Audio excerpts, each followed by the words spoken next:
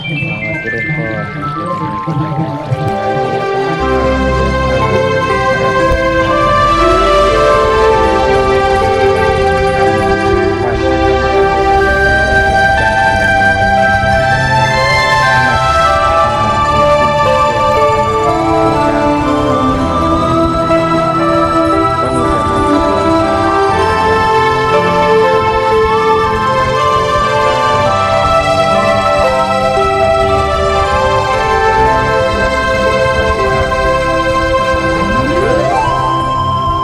มาไปกับแม่นขบวนยอดซอป่า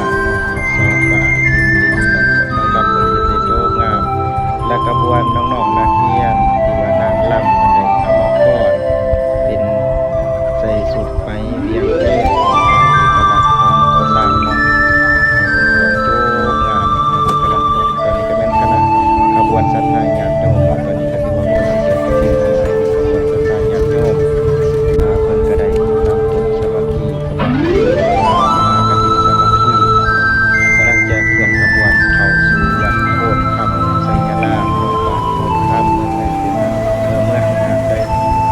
เมืองนาไซทองนครหลวงเวียงจันทร์ก็ถือว่าขบวนคือจะมีลายบางขบวนเนาะตัวนี้ก็เป็นขบวนสัตว์ป่าจากยอดเป็นกำลังเคลื่อนขบวนเข้าสู่วัดโพธิ์คำสยามกุลในจังหวัดก็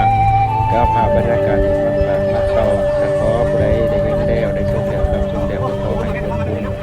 อันนี้สงฆ์แห่งมหากฐินจงบรมดาลประทานพรให้ท่านทั้งหลายจงหายผู้ใดจงไปโรคภัยไข้ในกายกินในกรรมเวียนหายโรคข้าพเจ้าปรารถนาสิ่งใดก็ได้ขอจงกำลังสำเร็จเบิดบุญเบิดศีลให้สมความมุ่งมั่นปรารถนาคิดเห็นขอได้เงินต่อให้คนนอนรับให้เงินพันนอนพันได้เงินหมื่นเตือนมาให้ถือติพบเจอบนสุขสุขคนดีๆเงินมันคนเงินเตือนตอนนี้ก็ถือว่าคนเคลื่อนกระบวนเข้าวัดเนาะ